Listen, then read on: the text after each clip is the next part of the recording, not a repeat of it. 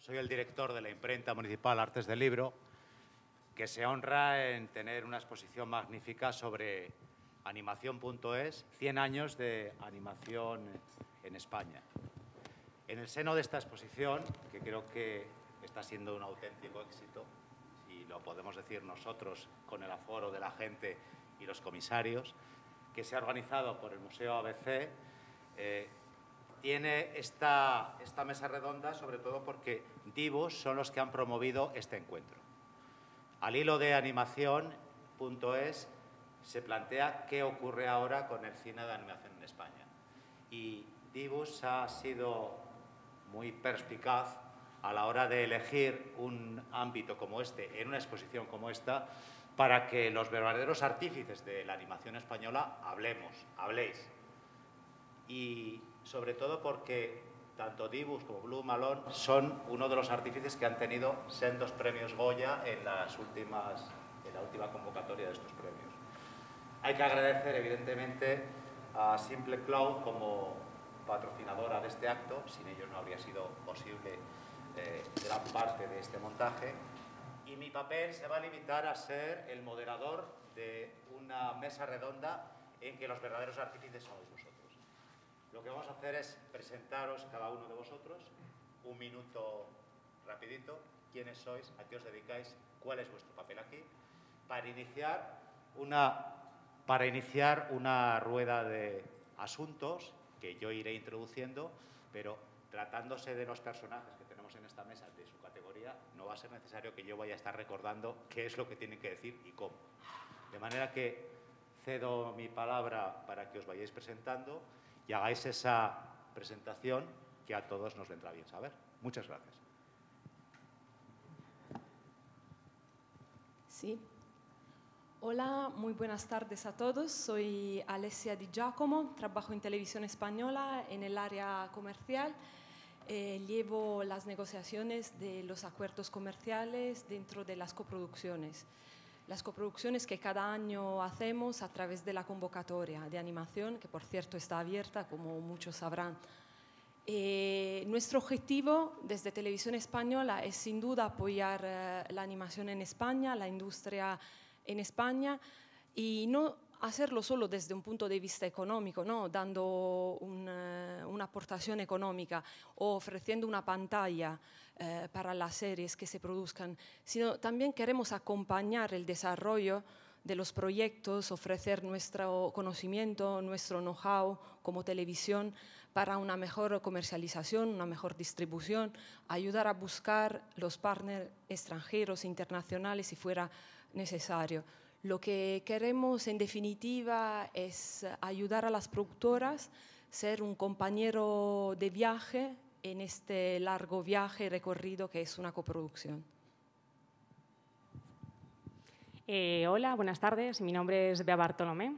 Soy la coordinadora de eventos de animación como Weir Market y Premios Quirino, pero estoy en esta mesa por una nueva iniciativa que no tiene ni un año, que se llama NSLab, en la que queremos conectar la tecnología en la industria de la animación, sobre todo incentivando el uso de nuevas tecnologías, de tecnologías que ya existen, que están a nuestras manos, pero que no lo utilizamos en las producciones a día de hoy, porque es muy difícil parar pues, el pipeline que tenemos cada uno, ya sea de una productora o ya sea de un freelance, y queremos incentivar ese uso para que sea mucho más rápido y económico la producción de un prototipado, la producción de animación.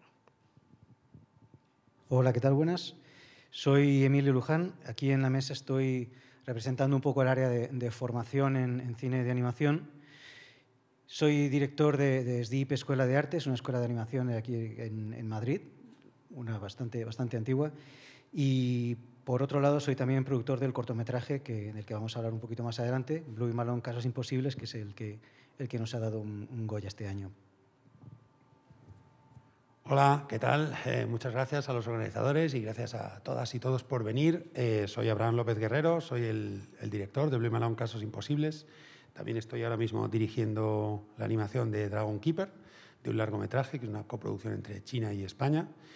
Y nada, pues estoy encantado de estar aquí rodeado de gente que ama y que se preocupa por la animación.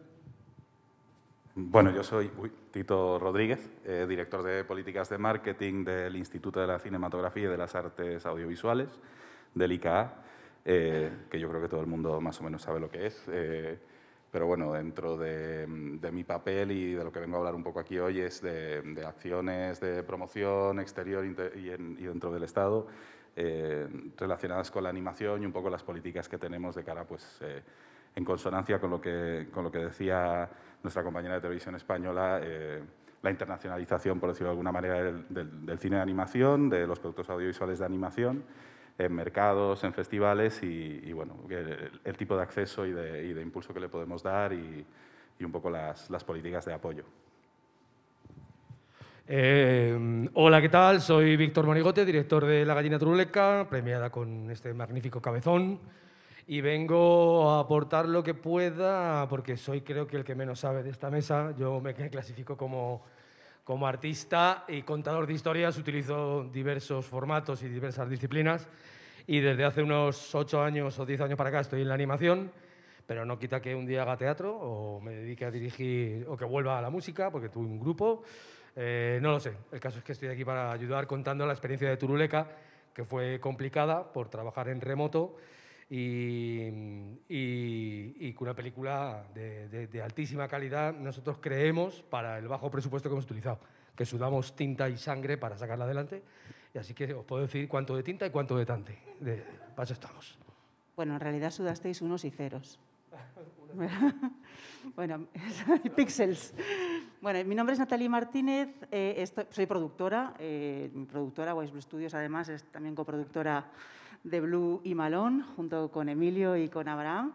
Pero estoy aquí hoy en calidad de representante de Dibus, para los que no los conozcáis todavía, aunque cada día nos conocéis más. Somos la Federación Española de Productores de Animación y de videojuegos, perdonad, compañeros de videojuegos, y de VFX, perdonad. Estoy aquí un poco en calidad de representante de Dibus, pero también, bueno, como coorganizadores de esta mesa.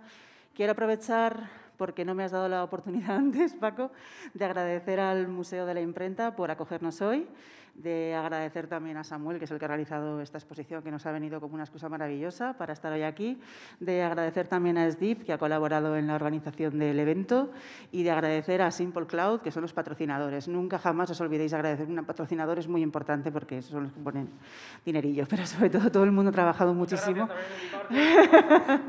Hemos estado hoy haciendo un esfuerzo muy grande para poder estar con todos vosotros aquí de manera presencial, así que también agradeceros el esfuerzo de estar aquí a estas horas con mascarilla, con distancia de seguridad y con todo lo necesario para que nos podamos ver y charlar tranquilamente de manera segura. Tendría que pasarle el micro a Samuel, pero le he prometido que sería el último, no porque sea el menos importante, sino porque es el artífice de todo lo que veis alrededor en las paredes.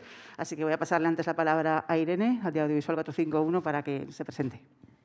¿Qué tal? Yo soy Irene Jiménez y yo soy solo periodista. Así que, Víctor, creo que la que tiene aquí el título de que menos sabe de animación soy yo. Bueno, estoy especializada en información de industria televisiva, nuestro medio audiovisual451.com, que fundé junto con David Sequer hace unos cuantos años, pues se destina a los profesionales del cine y la televisión. Y bueno, pues la verdad que me encanta cubrir foros de animación, Weird, Cartoon Forum, Cartoon Movie, Annecy cuando puedo, MIP Junior, y ver cómo nacen los proyectos y después se convierten en realidades que vemos en la televisión o en el cine. He de decir que los animadores y los productores de animación, yo diría que son los más simpáticos de todo el sector. Y tengo buenísimos recuerdos e incluso buenos amigos, así que estoy encantada de estar aquí y muchas gracias a la organización, aunque creo que otras personas podrían hablar mejor que yo esta tarde. Y Samuel, es tu turno. Pues nada, muchas gracias a todos. Bueno, y gracias aquí a la organización por haber planteado, digamos, esta mesa redonda en el espacio de la imprenta municipal. Yo también quisiera, digamos, agradecer pues, digamos, realmente aquí tendría que estar José Antonio Rodríguez, que fue digamos, la otra parte, el otro comisario de esta exposición, una parte muy importante realmente, y a Inmaculada Corcho, que está sentada aquí, y a Coral también, o sea, que digamos, por hacer posible que la exposición haya salido adelante, ¿no?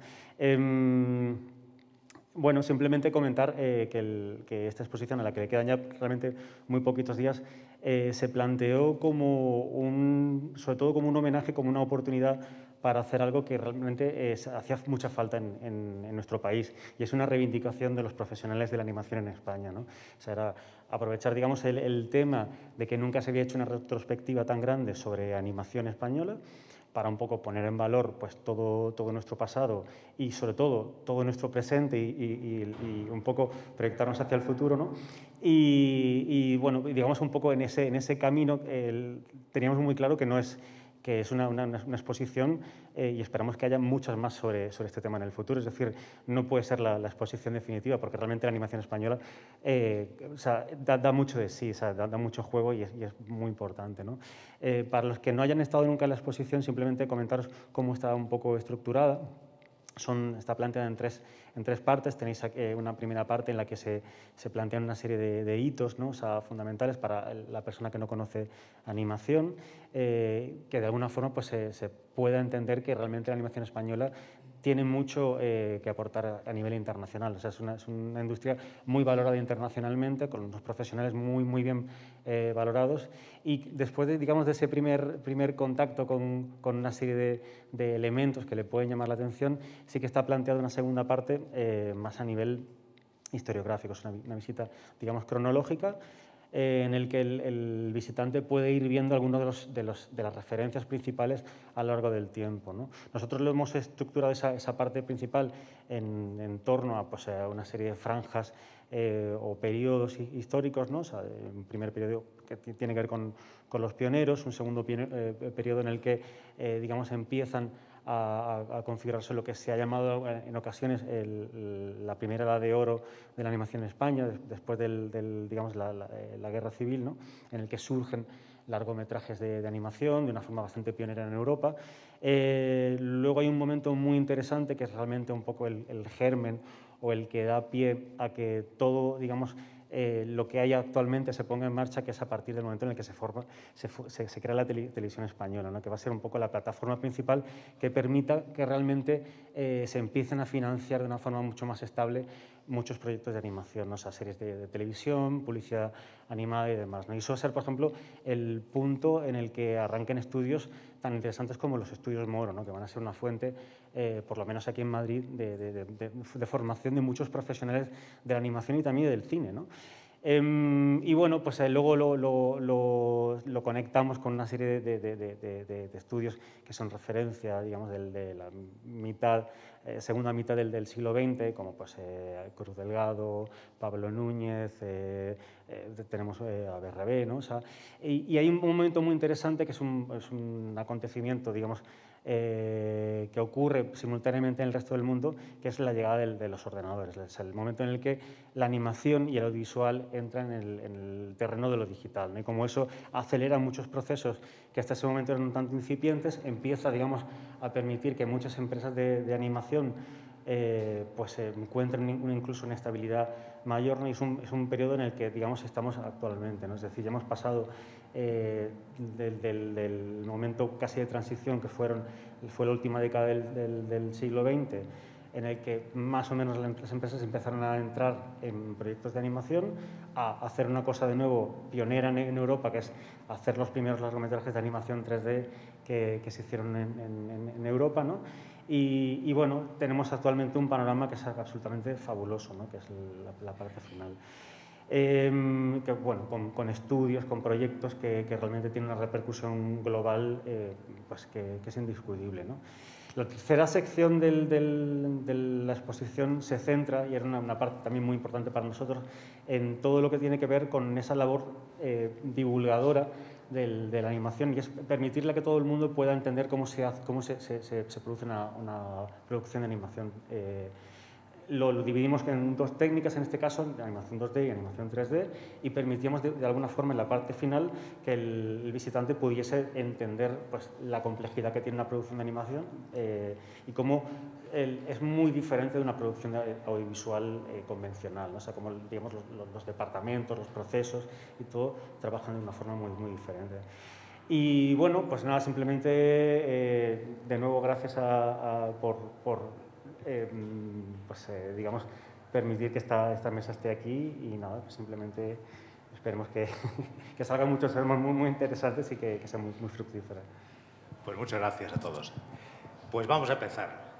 Evidentemente, la salud de la animación es inmejorable, pero un señor de 80 años puede tener una salud inmejorable.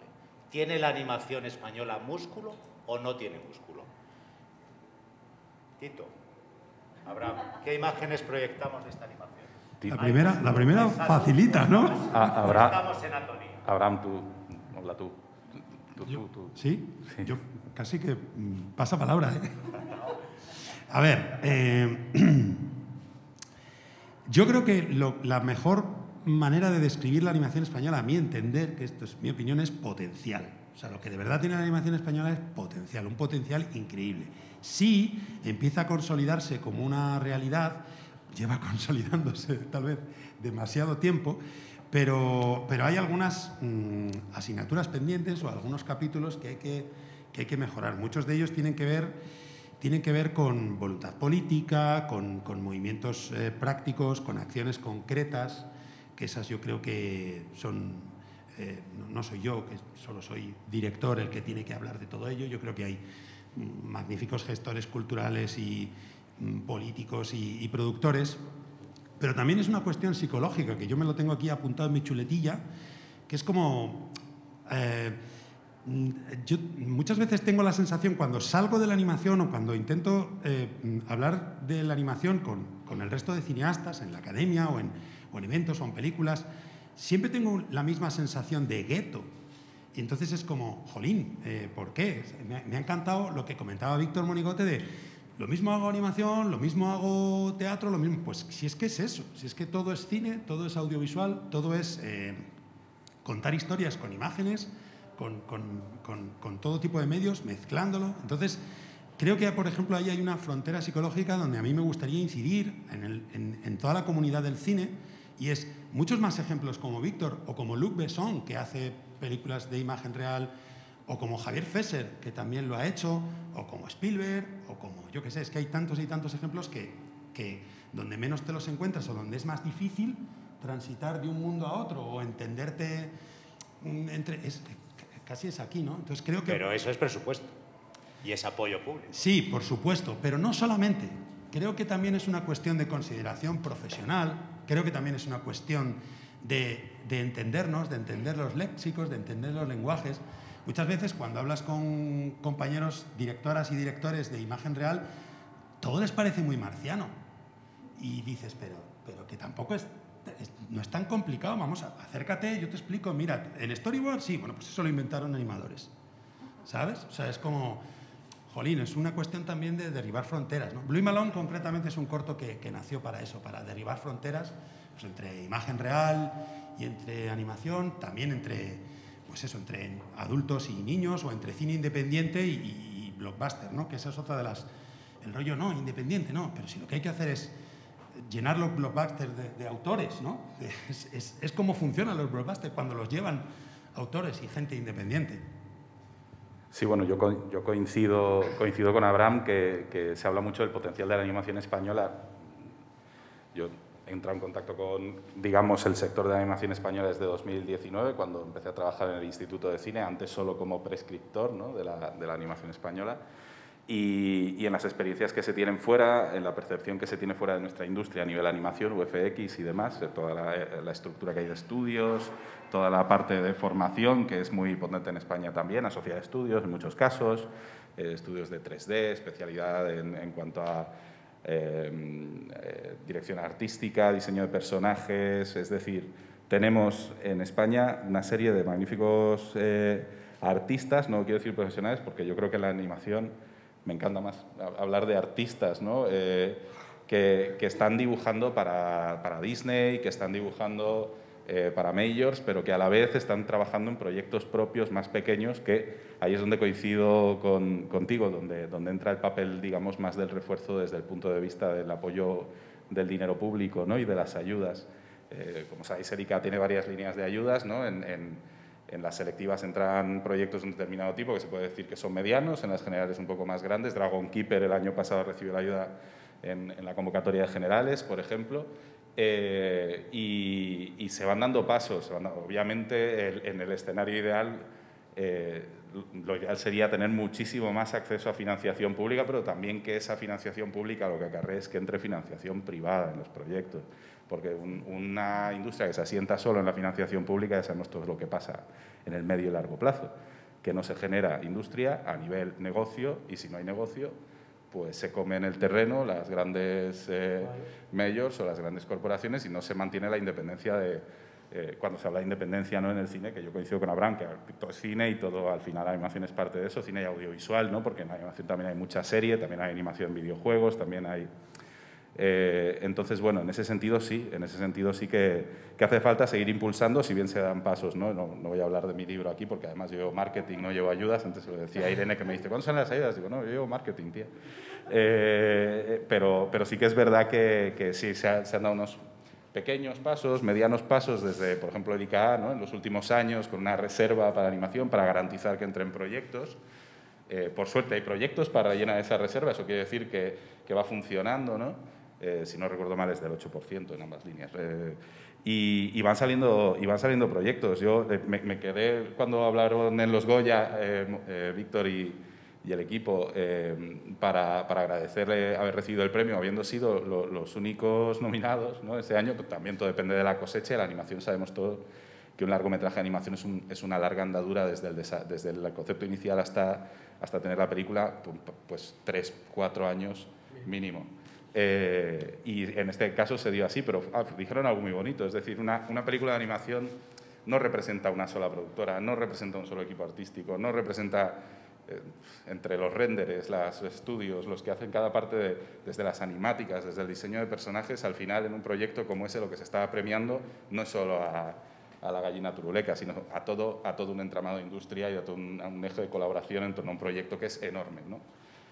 Por no decir que decís que teníais el presupuesto limitado, cuando son más grandes todavía se expande más de esa masa, ¿no? Entonces yo coincido que sí hace falta más respaldo público, sobre todo más visibilidad y potenciar nuestro talento y sacarle partido a los casos de éxito también, ¿no? Para que se pueda mantener esa independencia artística y seguir teniendo obras de animación más de autor o independiente, y para que esos mismos artistas y desarrolladores estén de alguna manera con un nivel de vida garantizado que les permita seguir creando, porque están trabajando también para otro tipo de proyectos mucho más grandes, ¿no? Entonces es una mezcla de todo. Yo creo que por mal camino no vamos, y que la animación tiene músculo es una realidad y es una potencia España, ¿no? Cuando llegamos a un mercado, estamos en un entorno internacional y de repente ves el line-up de charlas de profesionales que se dedican, y artistas que se dedican a animación y estudios, de repente te das cuenta que el 25% son españoles, ¿no? Y luego pues hay también una gran parte asiática, ¿no?, pero que se están trabajando por todo el mundo. Entonces, bueno, esa es un poco la lectura que puedo hacer entre personal y por mi pequeña experiencia personal y desde el ICA, ¿no?, de las experiencias que he tenido en los 2 últimos años. No sé si voy por muy mal camino, pero es un poco la percepción de un novato desde cierto punto de vista. Yo, si me lo permitís, iba a hacer un apunte, totalmente de acuerdo con Abraham y con Tito, en que el cine es sobre todo de autor. La gente no quiere ver películas, no es que no quiera, pero lo suyo es no perder la esencia del talento español, que tenemos mucho, y de los sueños de cada artista, por muy locos que sea, porque al fin y al cabo el arte es arte, da igual cómo lo expreses y en qué tipo de película, en qué tipo de formato, en qué tipo de disciplina.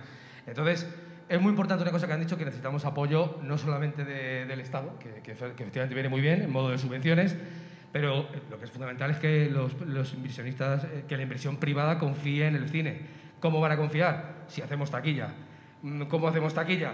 Si pienso yo, en mi humilde opinión, sin tener ni fucking idea de nada, que quizás deberían apoyar un poco la distribución, no tanto el principio, sino también la distribución. Es decir, que se peguen con las grandes compañías para que puedan estar en Estados Unidos, para que no monopolicen los cines, para poder ir a China, porque si una película que hace 10 millones aquí, la va a China, hace 130.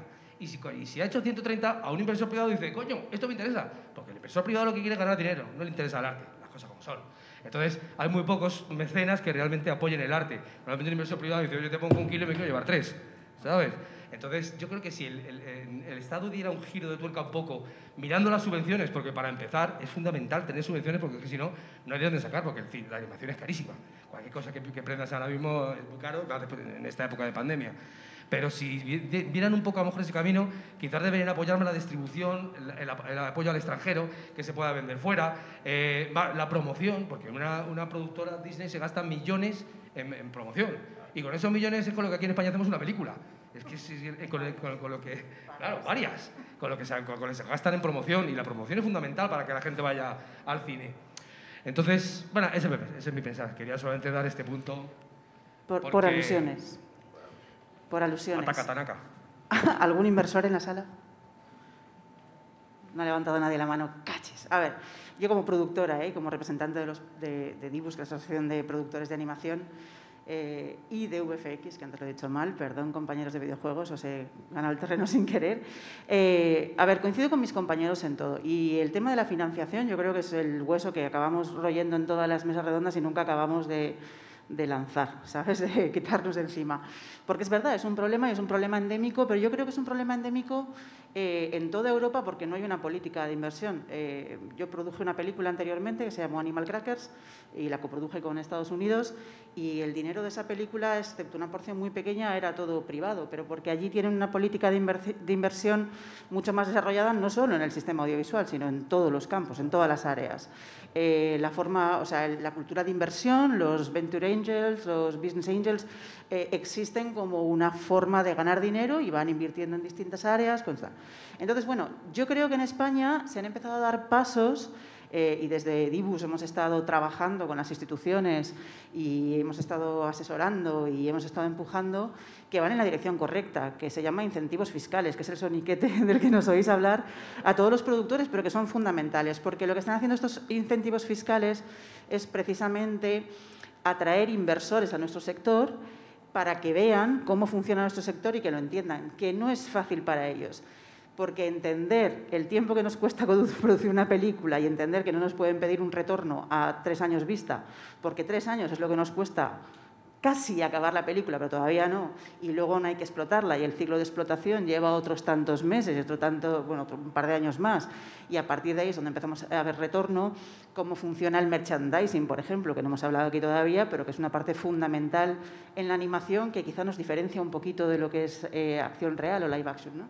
Las películas de acción real tienen merchandising cuando tienen muchísimo éxito, pero en nuestro sector es casi parte de nuestro ADN, ¿no? Entonces, todo eso son sistemas de revenues, de ingresos, que los inversores tienen que conocer y que tienen que aprender. Y esa forma de aprender es atraerlos poco a poco con esos incentivos fiscales. El sistema se acaba de poner en marcha, empieza a funcionar, aún le falta, es muy reciente, pero yo creo que empujar más y mejor sobre esa medida es lo que nos va a llevar a que podamos cohabitar con un sistema mixto, que creo que es lo ideal, ¿no? Parte de lo que adelantamos los productores en preventas, de contratos que adelantamos, parte que adelantamos la distribución, parte que ponen las instituciones, parte que ponen las televisiones y parte que pueden poner los inversores, que comprendan que esto es un negocio. Y si alguien no tiene bien es la animación. O sea, quiero decir, cuando tú ves éxitos de taquilla, lo que hablábamos, ¿no? De apoyarnos en casos de éxito, donde luego se ha hecho dinero con el merchandising, con los juegos. Bueno, por poner un ejemplo que creo que anda por aquí, el de Pocoyo. Hay muchos en esta sala, pero el de Pocoyo. O sea, si Pocoyo no es un caso de éxito flagrante, y como eso, o sea, hablo de una serie, como puedo hablar de películas, que podéis ver en las paredes, de cómo una inversión en animación puede convertirse en un... A ver, que Pocoyo llegó a estar en la bolsa, o sea, ojo. Entonces, quiero decir que esto es algo que todavía tenemos que trabajar para que los inversores se acerquen a nuestro sector. Aparte de eso, yo estoy con Abraham, tenemos potencial, pero ya va siendo hora de aterrizar el potencial y convertirlo en tejido industrial. Porque es lo que nos pasa, y Tito lo comentaba, vas a mesas redondas, vas a charlas, vas a mercados y te encuentras con que los mejores artistas en los mejores estudios del mundo son españoles. ¿Cómo hemos hecho para que se nos escape ese talento? Es un clásico español. Nosotros los formamos en las escuelas, los terminamos de formar en las empresas y luego los exportamos a las mejores empresas del mundo en lugar de mantenerlos aquí, fomentarlos aquí y conseguir a partir de ahí hacer productos cada vez más y mejores y llegar al público, ¿no? Entonces, bueno, es un totum revolutum lo que acabo de contar, pero yo creo que da un poco una imagen general de los retos que tenemos en el presente y que arrastramos ya desde hace algún rato. No sé si también desde la formación Emilio nos puede un poco comentar esto, ¿no? O sea, porque formáis... ¿Cuánta gente puede salir de tu escuela cada año? Unas 700 personas al año, sí. 700 al año, sí. Y bueno, pues sí, es verdad, muchos de ellos al final acaban trabajando en estudios en Canadá, en Estados Unidos, Nueva Zelanda, pues se tienen que ir a todo el mundo. Últimamente, como sí se están empezando a hacer más producciones aquí, pues ya muchos se pueden quedar o muchos pueden retornar, pero durante muchos años sí era un poco el sino, ver cómo se marchaban. Bueno, ¿qué te puedo decir ahí? En realidad no tengo... Estoy totalmente de acuerdo en todo lo que habéis dicho, ¿vale? Creo que al final la clave de todo es entender que la animación es un negocio, que tanto las pelis como las series que se hagan, como todo el tema de videojuego, tal, al final tiene que tener un retorno, tiene que poder venderse a clientes, ¿vale? A quien quiera consumirlo, y ese es el retorno que tiene que ser suficiente y atractivo para quienes quieran invertir. No podemos crear una industria basada solamente en ayudas, que las ayudas están muy bien y son muy atractivas, de verdad, pero no dan para más. ¿Vale? Deben entenderse, esto es un punto de vista personal, ¿vale? Deben de entenderse como las ayudas, como una inversión.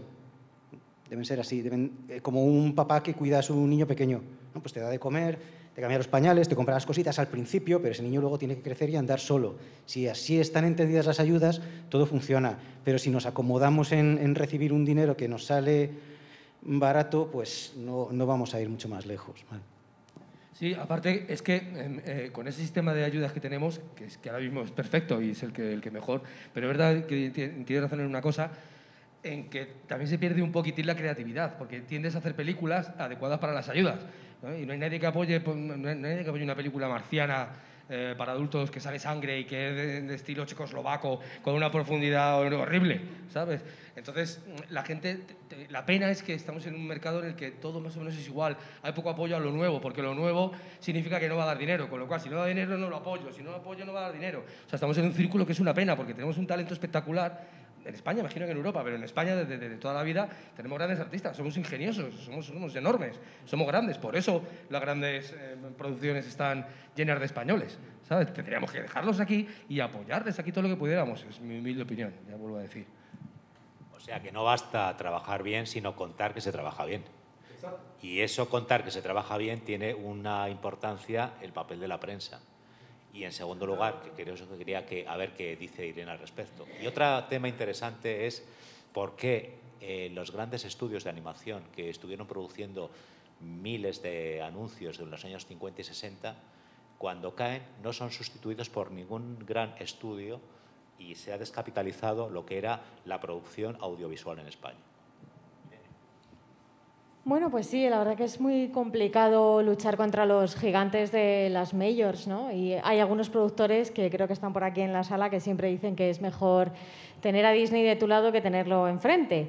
Pero también tenemos experiencias de grandes distribuidoras norteamericanas que operan en España y que han estrenado películas españolas pues un poco por lo bajini, ¿no? Sin hacer una apuesta real. También tenemos el caso de Tadeo Jones, que todo el mundo lo conoce, o sea, todo el mundo. En España, es verdad que, bueno, pues fuera también Paramount se encargó de distribuir esta película, con más o menos ahínco. Bueno, hay muchos casos, pero es verdad que en general es algo que sucede en todo el audiovisual español, no solo en la animación, ¿no? El saber venderse. Yo, por ejemplo, que he estado en muchísimos pitch de proyectos que están buscando financiación, que están en estado de desarrollo todavía, pues algunas veces hay cosas que hay que pulir. Empezando por una cosa muy básica, y no pretendo ofender a nadie, que es hablar inglés. Lo siento en el alma, o sea, es imprescindible hoy en día. Creo que las nuevas generaciones, que además la industria de la animación siempre está dando entrada a talentos nuevos, precisamente estos talentos más jóvenes ya lo traen de serie, y eso va a ayudar bastante. Hay otros que hablan perfectamente inglés, pero de verdad es fundamental. O sea, tampoco pretendo ponerme aquí a dar consejos, pero... y luego también es muy curioso, ¿no? Múltiples productoras entras en su página web y parece que la diseñaron en 1997 y jamás la han vuelto a tocar, ¿no? La hicieron en Word y así se quedó. No sé, ese tipo de detalles, entrar en una web, encontrarte algo realmente bonito, visual, con caras de las personas que están detrás de esa empresa, pues no sé, yo creo que son detalles muy pequeños que podrían ayudar.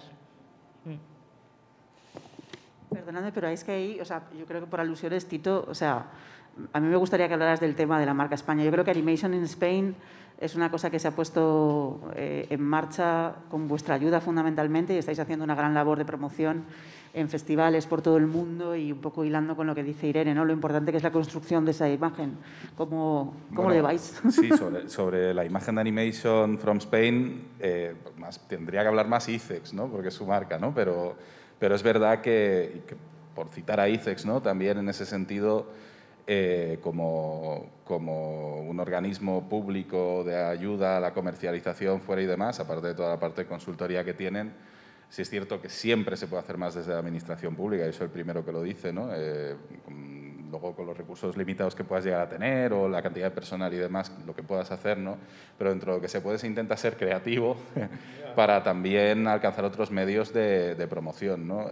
Yo creo que yo cuando llegué a ICA en 2019, uno de los proyectos que tenía encima de la mesa era un foco España en Pixelatel.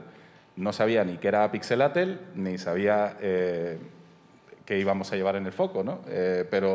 Pero si hay algo que tiene el sector de la animación en este país, y yo coincido con Irene cuando lo dijo, no puedo decir que me cae mejor o peor, pero puedo decir que se trabaja muy bien con el sector de la animación, con Nathalie, con todos hemos hecho cosas, ¿no? Y ese proyecto en realidad me sirvió como un proceso de clarificación, de decir, es que aquí hay un potencial y aquí hay una...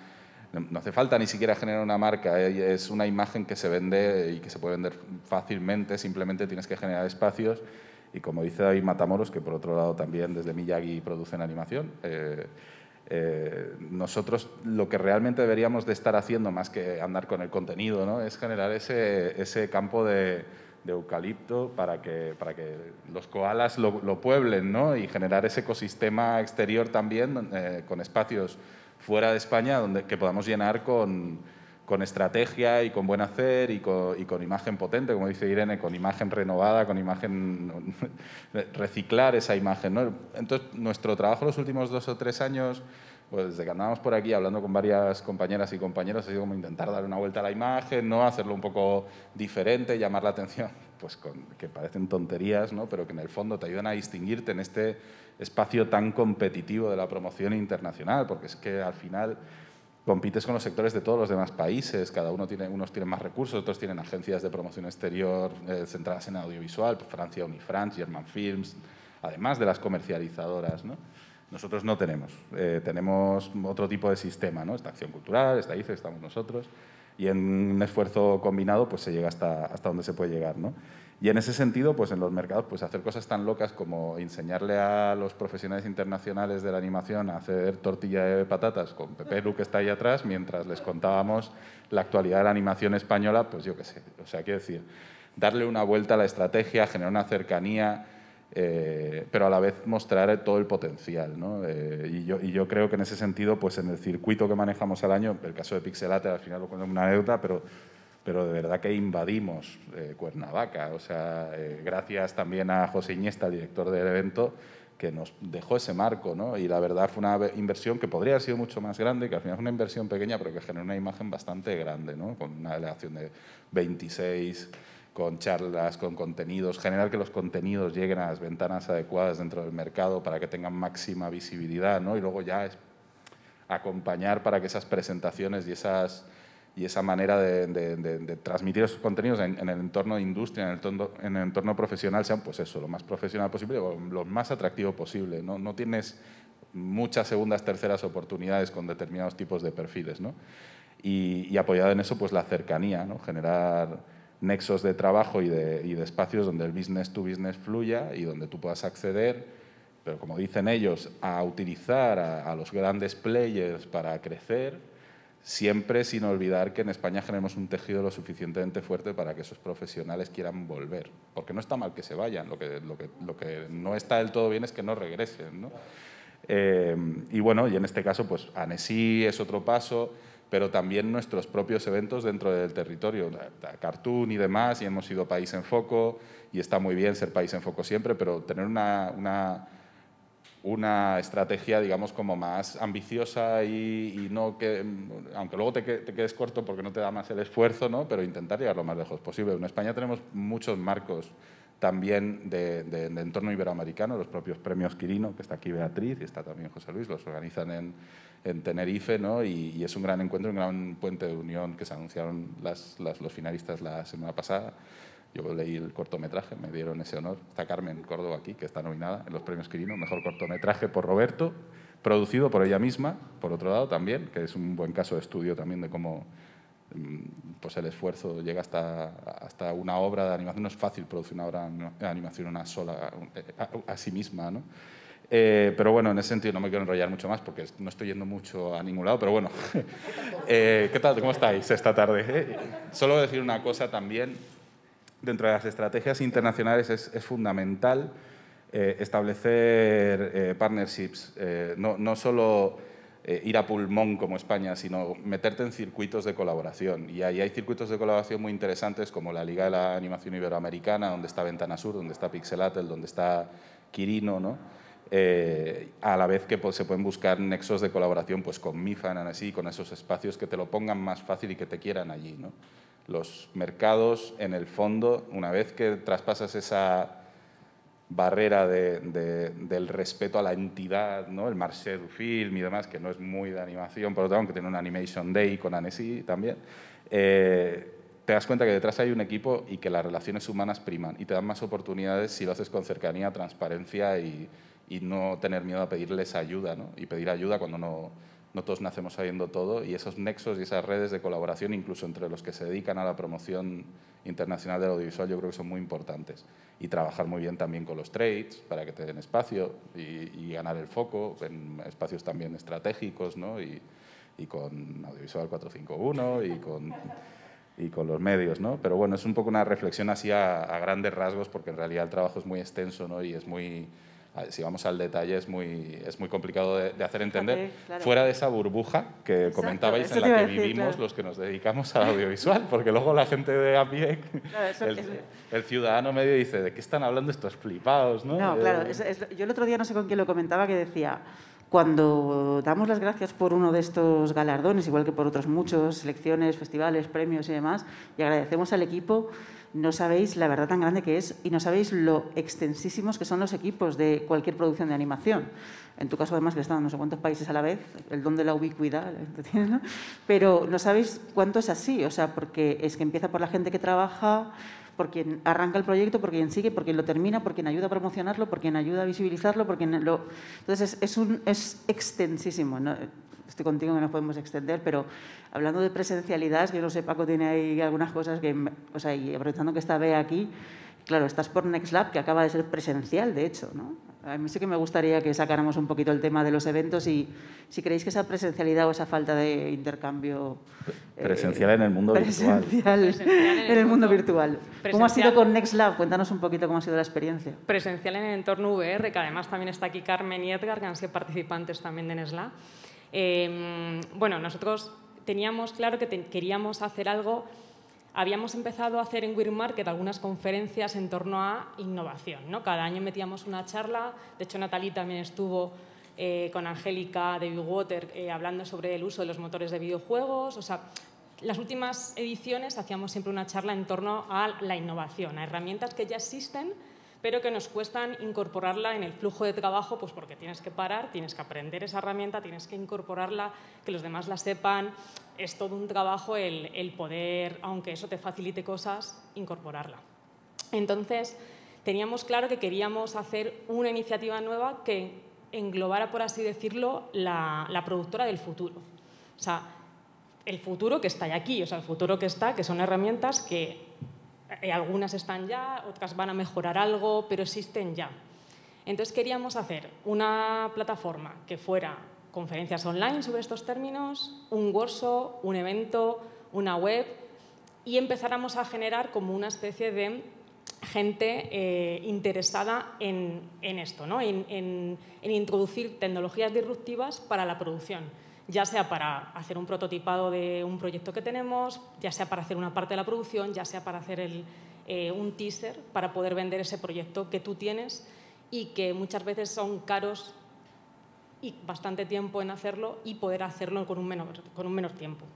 Entonces, lo que hicimos, sobre todo, fue una convocatoria, que llegaron 49 proyectos, del cual se eligieron 8, y fueron como los conejillos de indias de esta primera edición en la que experimentaron ellos mismos con sus proyectos cómo hacer con entorno VR, con unas herramientas, en este caso fue Quill, animación y modelado con Quill, animación y modelado que podía ser 2D, podía ser 3D, porque trabajas en VR, pero luego el resultado podía ser 2D o 3D. Y luego finalizar el proyecto con Unreal, con motor de videojuegos. Hemos de decir que nadie sabía VR, casi nadie se había puesto unas gafas, o se habían puesto unas gafas en un momento, con lo cual fue una inmersión de repente para ellos y la experiencia fue tal que, bueno, tuvieron 2 semanas para aprender la herramienta, 2 semanas para trabajar en el proyecto, 1 semana extra porque había tutorías, había conferencias también online que tenían, etc. Tuvimos a Daniel Martín Lara, Daniel Martín Peise, tuvimos a Federico Moreno Breser. Y después de todo esto fueron capaces de hacer unos teasers de su proyecto en 5 semanas. O sea, porque en la última semana lo que pasaba, todo esto fue virtual, pero la última semana nos parecía importante que se conocieran, que se vean las caras, que hubiese unos momentos de compartir, y hicimos un evento para 70 personas, gracias principalmente al apoyo y el patrocinio de la Comunidad de Madrid y también de otros partners. Lo hicimos aquí en Madrid y fue increíble. O sea, para nosotros fue increíble porque cuando pasaban 2, 4, 6 días, veías cómo crecían esos proyectos que no habían hecho en su vida, no habían trabajado en entorno VR, y fue alucinante. O sea, para nosotros fue incluso una satisfacción ver cómo eso que habíamos imaginado, que se puede avanzar con entorno VR, trabajar, era posible. Y, de hecho, una cosa muy curiosa que vimos es que los participantes venían de diferentes, digamos, pues había gente que había empezado en Bellas Artes y hacía animación, había gente que solo hacía 3D o hacía layout. Ellos mismos se daban cuenta que podían hacer muchos procesos directamente. O sea, que digamos que una única persona podía hacer pues, todo un teaser y no necesariamente estamos hablando de recortar personal para un proyecto, es al revés, estamos ganando tiempo, por un lado, con lo cual se va a invertir ese otro tiempo en mejorarlo, en otras tantas cosas, y luego también, por otro lado, narrativamente. También muchos de ellos vieron que esa tecnología narrativamente les estaba permitiendo otras cosas que nunca se habían imaginado. Uno de los participantes tenían un monstruo y cuando supieron que podían dar vueltas al monstruo dijeron, ya no lo quiero pasar a 2D. O sea, ya quiero disfrutar con el monstruo. Entonces, creemos que también, más allá de todo lo que implique el recorte de tiempos y de presupuesto para hacer un teaser, también incluso narrativamente, que muchas veces los artistas, todo lo que es VR lo vemos muy tecnológico, ¿no? Pero no, también te ofrece creativamente otros aspectos que es que tienes que probarlos. Hasta que no lo pruebas, no lo conoces. Con lo cual, hay músculo, hay contenidos, hay una proyección, pero este último año ha sido terrible para todos. Y no tenemos horizonte, que es lo triste. ¿Qué supone toda esta situación de este último año para el público, para las escuelas, para Next Lab, como creativos? Alesia. Bueno, para Televisión Española, este último año, desde un punto de vista de contenidos, ha sido aún así bastante rico e interesante. Sobre todo, lo que hemos visto es el regreso de un gran olvidado, ¿no?, de estos últimos años, que es la televisión educativa, los contenidos educativos. Entonces, ya con la cuarentena y luego sucesivamente, en Televisión Española se ha apostado por este tipo de contenido más educativo, no en detrimento del entretenimiento, que sigue siendo muy importante, pero sabemos que la televisión ahora mismo es también una forma para los niños para acercarse a otro tipo de contenido. A la vez también hemos visto que el consumo de televisión ha ido cambiando. Ahora mismo hay mucho más covisionado. Los niños ven la tele con sus padres mucho más que antes porque tienen que convivir mucho más tiempo. Y ha habido como una adultización de la visión, en el sentido que los niños pasan más tiempo delante de la televisión, pero no delante de programas de televisión, de televisión infantil, sino delante de programas para adultos. Y luego, desde luego, hay como una parte, ¿no?, de este consumo audiovisual que se ha escapado a las televisiones y que ha ido posiblemente hacia otras plataformas. Para Televisión Española, desde luego, la apuesta es retener, ¿no?, este público, la audiencia, ¿no?, que es son los que nos avalan, los que nos buscan, para los que nuestra función de servicio público tiene sentido. Y como sabéis muchos, la convocatoria de este año está todavía abierta de animación y ya veremos cuántos proyectos han llegado y así podremos valorar si verdaderamente este año ha sido un año perdido o aún así el sector se ha movido. Desde luego la falta de contacto directo ha empobrecido las relaciones y sobre todo el desarrollo, ¿no?, de proyectos nuevos. Nosotros hemos tirado, ¿no?, de proveedores más habituales, de contactos, de lo que ya tenemos, pero es verdad que quizás la novedad, ¿no?, todo lo que nace al final en los mercados, todas las sinergias que se puedan crear en el contacto directo, pues han ido perdiendo a lo largo de este año. ¿Y para los cuartos qué ha supuesto? Se han hecho los productos. ¿Los productores? Los productores. ¿Cómo se han afrontado con esta difícil situación a lo largo de un año, que pues, seguramente será año y medio? Mira, nosotros o 2 años. Bueno, sí, ya vamos por más de un año. Por desgracia hemos superado ya el primer aniversario y aún seguimos aquí. Pero bueno, tenemos esperanza todos. Sí que es verdad que ha sido un año muy complejo, pero sin embargo hay una cosa que tenemos, y luego me gustaría que recogieran el testigo tanto Abraham como Víctor, porque los dos tienen vasta experiencia en lo que voy a comentar ahora. Ha sido el año del teletrabajo. Todo el mundo ha descubierto el teletrabajo, excepto que en animación ya lo conocíamos de hace mucho tiempo. Entonces, nosotros ya estábamos acostumbrados a trabajar.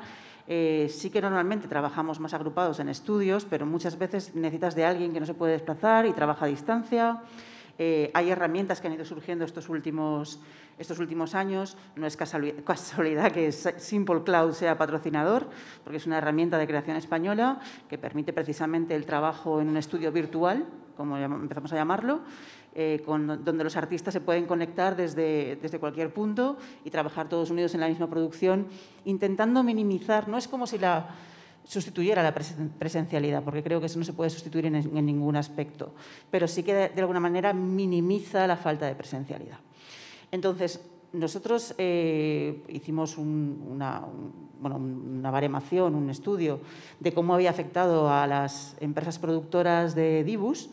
Y bueno, tenemos ejemplos como El Ranchito, que produce VFX, pues no sé, desde para Juego de Tronos, como, yo qué sé, no sé, tienen tanto en su elenco. He elegido un título, seguro que han hecho ellos los efectos especiales. Entonces, una empresa muy grande, y en 48 horas mudaron toda su producción desde un viernes hasta un lunes. El lunes todo el estudio continuó con la marcha normal desde su casa. 48 horas para hacer ese trasvase.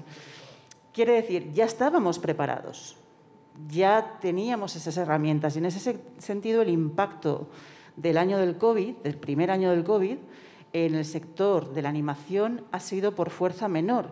Eso quiere decir que tenemos una ventaja competitiva a la hora de producir contenidos que debemos aprovechar, y debemos aprovechar tanto internamente como exteriormente. Y todo ese apoyo que venga hacia este sector, donde, claro, yo tengo que repetir lo que siempre repetimos los productores: creamos empleo joven, de calidad, tecnológico.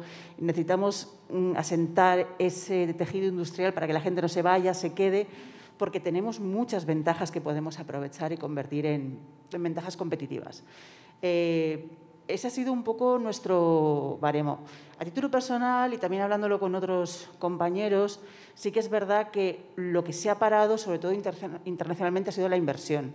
La inversión está ahora en un compás de espera, ¿vale? Entonces, hay mucha gente que está viendo a ver, sobre todo en el ámbito más internacional, como comentaba antes, de películas coproducidas pues, con Estados Unidos o con... La inversión está un poco con cautela. Ya sabemos todos que al dinero no le gustan mucho los cambios repentinos, entonces está todo el mundo esperando a que se estabilice esto para invertir en nuevos proyectos. Y eso sí que ha podido ralentizar proyectos que estaban a punto de arrancar y que los ha pillado en un estadio muy inicial y que los ha paralizado durante un tiempo. Pero las cosas se vuelven a mover. La gente ya se ha dado cuenta que esto está aquí, no para quedarse, esperemos, pero sí para estar algún tiempo. Y entonces no nos podemos quedar parados. Y está volviendo a animarse ahora. Pero en general somos de los sectores que más hemos podido seguir, con las dificultades que suponen no trabajar presencialmente. Pero por eso quería que Abraham y Víctor recogieran el testigo, porque si alguien sabe lo que es trabajar, teletrabajar con equipos grandes artísticos... Es que lo que decía Fray Luis, son ellos dos. En época de turbación no hacer mudanza. Y el dinero no se mueve, pero la creatividad se mueve o no se mueve. Las gallinas turulecas, primero los detectives, después. No, bueno, yo no sé si se me oye bien, sí, ¿no? Hombre, está claro que la pandemia, por lo menos a Turu, la ha cascado en todo el riñón, porque cuando íbamos a estrenar y hacer taquilla fue cuando vino la pandemia. Entonces, por ejemplo, el estreno en Argentina no se pudo hacer, ni en toda Sudamérica, que contábamos con esa taquilla, porque volvemos a lo de antes, o te tiras por un cine de autor o te tiras por un cine un poco más comercial.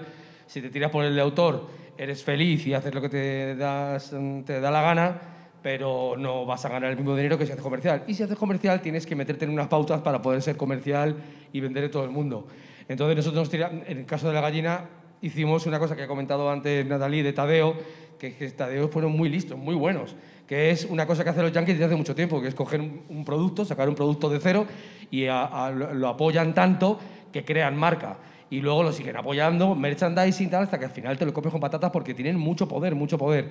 Entonces, para competir comercialmente con las grandes productoras hay que hacer una cosa como hizo Tadeo, Enrique Gato, que fue muy listo, que fue coger un producto que ya existía, darle una vuelta de tuerca, mejorarlo y adecuarlo al público y a la diana en la que quería dar. Y por eso Tadeo Jones es una secuela y una marca ya que funciona perfectamente y va a seguir funcionando. Bueno, también por la maquinaria de marketing de Mediaset España y Telecinco. También, por supuesto. Pero es que, claro, es que la campaña de marketing es fundamental. Cuanta más haya, mejor, porque incluso ya sabemos cómo funciona incluso la música. No hace falta que... O sea, no es que una canción es disco rojo de la SER porque la han puesto, porque le gusta a mucha gente y la han puesto, no. Como la han puesto tantas veces, a la gente le gusta y es disco rojo de la SER. O sea, la promoción es fundamental. La promoción es fundamental. Y eso es lo que quisimos hacer con Turuleca, coger un personaje que ya existiera, que tuviera un cierto pozo en muchas generaciones, para que luego fuera sencillo que los niños pequeños de ahora conocieran a La Gallina y aprendieran a contar, igual que hicimos nosotros en los años 50, 60 y 70, y al mismo tiempo que los padres se sientan un poquitín identificados también con ese personaje. Aparte de otras razones de corazón por las que elegimos hacer una película de Turuleca. Pero el caso es que contábamos con la taquilla en España, por supuesto, que ha ido muy bien, hemos vendido la película a 75 países, pero claro, ¿qué ha pasado con la pandemia? Que nos han cortado el grifo en el estreno de Argentina, todo Sudamérica, que pensábamos que ahí iba a funcionar muy bien, y luego las ventas internacionales estamos renegociando, porque claro, ahora la gente con la pandemia ha echado para atrás, porque ¿para qué va a comprar una película si no la puede poner en sus cines? Entonces, si no la pone en sus cines, dice, oye, mira, ¿te acuerdas de lo que te dije? Pues que vamos a hablar otra vez. Entonces, ahí estamos. Nosotros en Blue Malone ya nos habíamos enfrentado a todo un universo de dificultades, ¿no? Pues esto de mezclar imagen real con animación 3D, con animación 2D, con escaneando teatro y tal. Solo nos faltaba enfrentarnos a una pandemia y nos enfrentamos a una pandemia, ¿no? Fue como nos pilló justo al final en sonido y en color y, bueno, tuvo la complicación extra de que sí, nosotros nos virtualizamos dices que el ranchito lo hizo en 48 horas, nosotros lo hicimos en 12.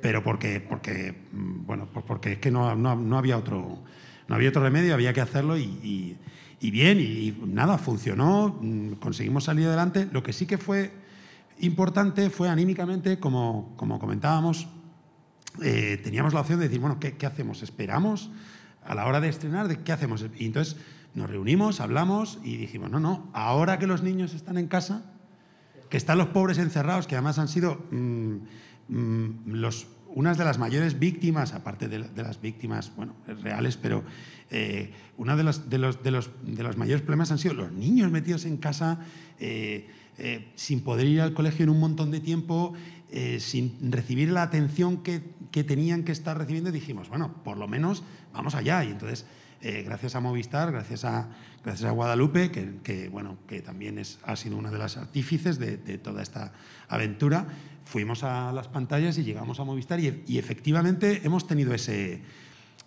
como esa acogida del público especialmente cálida por el tema de que, primero por ser un corto optimista, ¿no? Con su enjundia, con su alma, con su conflicto, pero un corto luminoso, un corto de esperanza. Entonces eso creo que la gente necesitaba eso en ese momento. Y por otro lado, pues eso, por llevar algo de 22 minutos de ilusión y de juegos y de casos imposibles a los niños que estaban ahí. O sea, el aluvión de mensajes que hemos recibido de papis, de mamis, de niños, de familias, ha sido increíble, ¿no? Disfrutando el cortometraje. Y para nosotros eso ha sido pues también, un acicate brutal, ¿no? Porque pues para mí es la experiencia más enloquecedoramente compleja a la que me he enfrentado. Por eso hay que hacer la película ahora, El viaje imposible, porque es que ya hemos pasado por lo peor, ¿no? Ahora ya sabemos cómo nos hemos dado todos los tortazos. Claro, entonces ahora es decir esto, pero en 90 minutos, con un presupuesto, pues tampoco para tirar cohetes, pero más adecuado. El caso es que ha sido muy gratificante, ha sido muy bonito, ha sido... o sea, que en ese sentido, por ejemplo, también muchas cosas, muchas veces nos han dicho, oye, y lo del teatro, no sé si alguien ha visto aquí Blue y Malone, sospecho que algunos sí, espero, no voy a seguir mirando por si... El caso es que, oye, lo de que el teatro, que el teatro abandonado, tal, en este tema de los teatros, en este tema de los cines, que ha habido tanto problema con el cierre de cines, con el cierre de teatros, ¿vosotros ya lo teníais pensado? No, si esto lo escribimos hace 4 años. Lo que pasa es que es verdad que cuando tú hablas de cosas que en realidad están ahí, pues salen a la luz, bien sea por una pandemia, bien sea por tema de otro tipo de crisis o lo que sea, ¿no? Estás hablando del teatro, del cine. En cuanto han abierto las salas, o sea, el primer fin de semana que abrieron las salas, ya estrenamos Blue y Malone en salas, ¿no? O sea, ya conseguimos llevar a los cines Paz y hacer un estreno en todo. Y desde entonces hemos tenido todas las pantallas que hemos podido hacer. O sea, quiere decir que en pandemia hemos estado en los hogares y cuando acaba la pandemia, a tope a los cines, ¿no? Para apoyar a los cines. O sea, que resumiría que el gran quid o el gran problema es que no te tengas que dejar la vida en ello. O sea, para mí sería eso, ¿no? Lo perfecto. Es decir, esto pero sin morir, ¿no? Es decir, esto mismo pero sin morir. Decía, claro, eso lo decía Gary Bardin, el animador ruso decía, o te conocen a ti o conocen tu trabajo. Las dos cosas no puede ser, porque si te conocen a ti es que no estás encerrado trabajando. Quería responder a una cosa que ha dicho Irene, que está guay, que es muy importante y que han comentado también la compañera Beatriz, el tema de las cantidades de profesiones que hay dentro de la animación, que son muchísimas. Claro, entonces, como comentaba Beatriz, que además, pues eso, 3D Wire para nosotros ha sido, nosotros estrenamos el primer corto de Blue Malone en 3D Wire 2. Ahora Wire, sí. Weird. Pepe, weird. You will. El caso es que somos parte de la historia de que esas iniciativas y de que este tejido del que estáis hablando funciona. Nosotros somos parte de eso.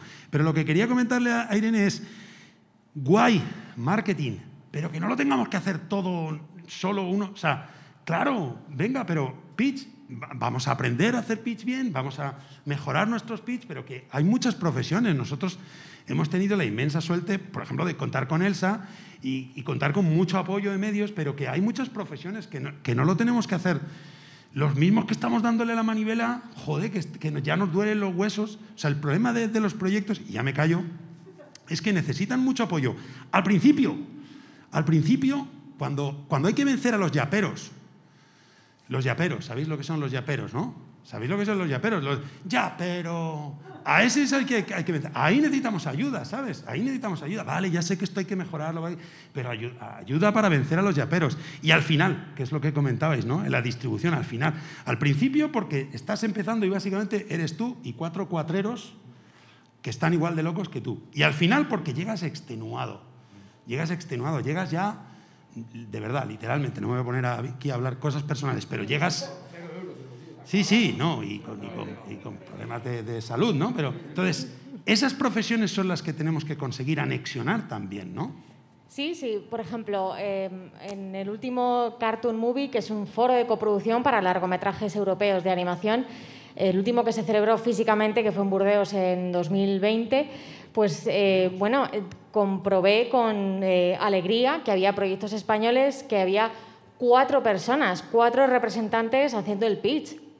Por un lado está el creador, que es animador y que seguramente también sea productor y director y tantas cosas, pero también estaba otro productor que solo es productor y un agente de ventas internacionales.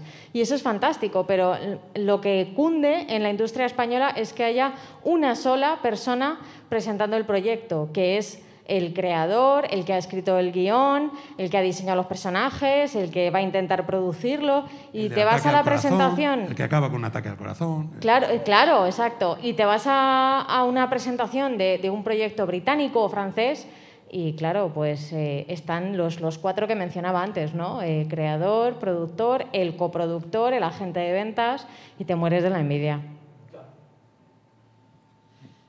Qué silencio, ¿eh? Con todo esto, resulta que el año no ha sido tan malo, ha habido grandes producciones, se ha trabajado bien, ha habido un fondo de creatividad brutal, pero ¿y a dónde vamos? ¿Cuál es el pronóstico? Es decir, 2020 año 0, 2021 año 1.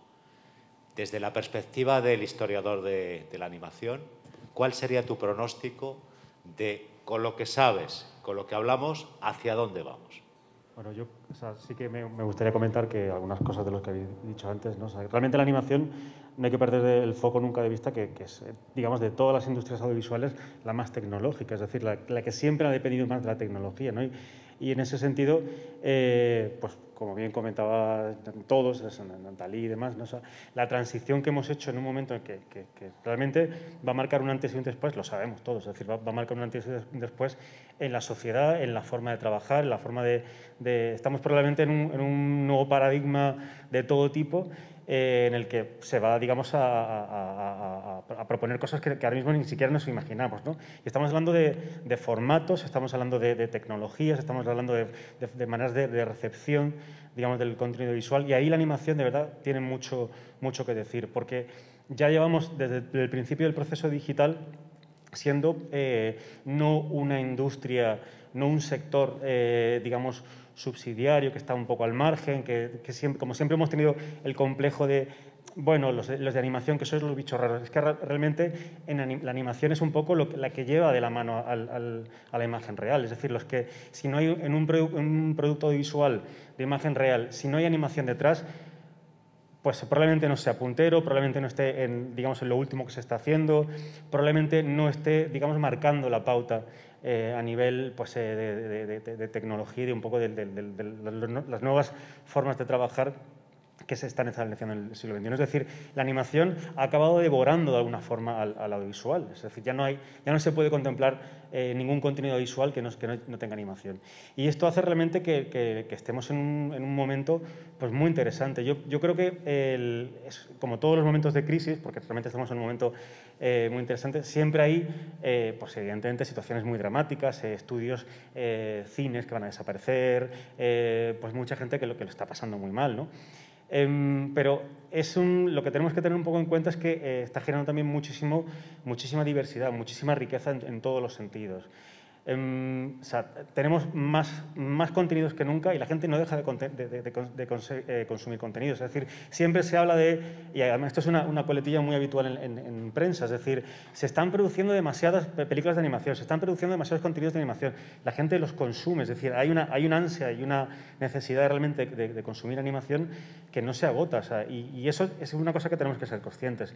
¿Cómo se van a ver los contenidos audiovisuales de animación en el futuro? Pues probablemente va a convivir todo. Probablemente tengamos películas que se estrenen de forma tradicional, pero vamos a tener también, pues digamos, todo tipo de pantallas, todo tipo de formatos, el VR, no nos podemos olvidar de los videojuegos, que digamos es un sector muy importante en el que cada vez confluye más, digamos, todo lo que es lo visual.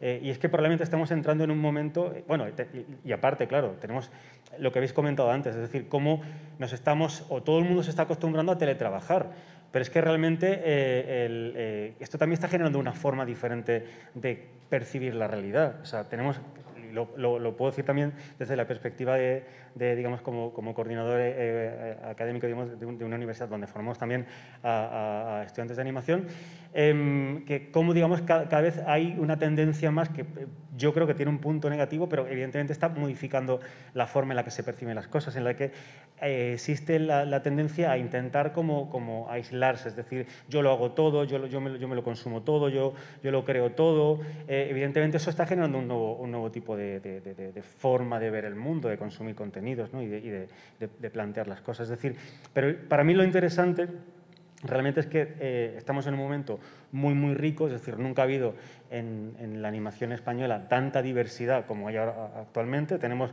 pues, a Víctor haciendo La gallina turuleca, tenemos a Abraham, digamos, haciendo un cortometraje con que digamos que es una cosa que hibrida imagen real y animación y funciona muy bien. Tenemos a gente, digamos, como, pues eso, habéis comentado antes lo del tema de la fuga de talento y yo creo que realmente eso es un problema que tenemos, no solo ocurre en España, ocurre en todos los países que no son Estados Unidos. Es decir, es muy atractivo irse a los principales mercados del mundo a trabajar, pero tenemos al mismo tiempo casos como Sergio Pablos que vuelven, establecen un estudio aquí como SPA Studios que ha marcado un hito en la animación internacional como es Klaus, es decir, una película que es referente actualmente en el mundo de la animación porque han propuesto una forma de trabajar con animación 2D que jamás en la vida se había propuesto, es decir, es una evolución lógica hecha desde aquí, desde España, y eso es, digamos, también parte de esa gente retornada. Tenemos gente también muy interesante que están trabajando, bueno, pues evidentemente Alberto Mielgo, o sea, que están trabajando a caballo entre Madrid y Los Ángeles, que también están rompiendo, están liberando de alguna forma las propuestas más innovadoras en el sector de la animación.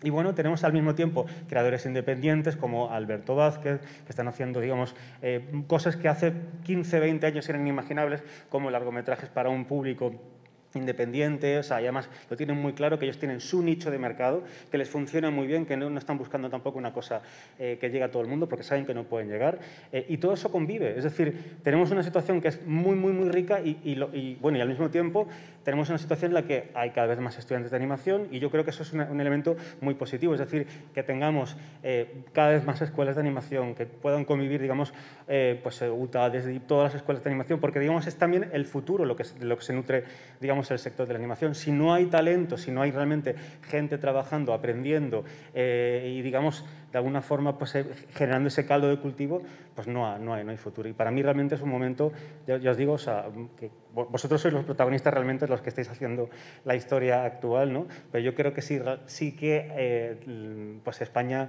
pues se va a seguir posicionando muy bien y tenemos realmente mucho que decir. ¿Y transmiten los medios ese vitalismo del que habla Samuel, Irene? Yo sí, desde luego. Yo no digo que se... Damos fe, es verdad. Que se produce demasiado, ¿eh?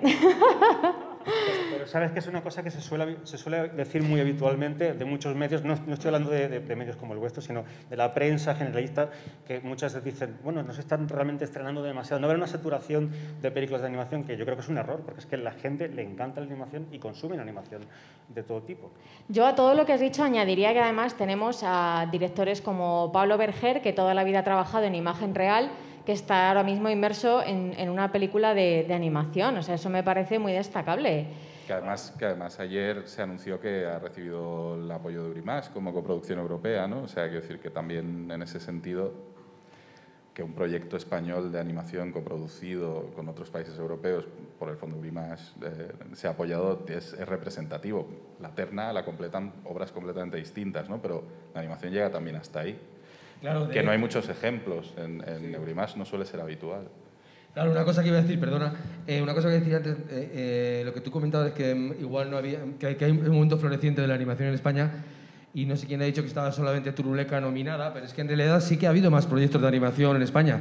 Nada más que no han cumplido requisitos burocráticos de la academia, que uno básico es que sea, creo que un 20% de capital. Tal. ¿Qué problema ha habido? Que han tenido que buscar, como no han encontrado el dinero suficiente en España, se ha tenido que ir fuera y se ha ido tan fuera que es casi la película de fuera. Por eso no han podido participar en los Goya, como la película Josep y tal. O sea, lo que me refiero es que hay un gran potencial español de animación. Estamos creando un tejido industrial buenísimo. El teletrabajo nos conviene, porque llevamos teletrabajando desde hace 10 años o 15. O sea, estamos acostumbrados a estar 15 horas delante del ordenador en pijama. Y la verdad es que es una pena que por 4 detallitos no pete del todo, porque es que yo creo que no lo podemos comer con patatas. Lo que pasa es que faltan esos 4 detallitos que a mí se me escapan y que igual vosotros sabéis cómo son. Yo creo que tengo uno de esos detallitos que lo voy a llamar reto. O sea, yo creo que respondiendo un poco a la pregunta de Paco, el futuro de la animación española ahora mismo se llama diversidad. Llámalo diversidad, llámalo hibridación. Diversidad de formatos. Estamos cansados de ver surgir nuevos formatos.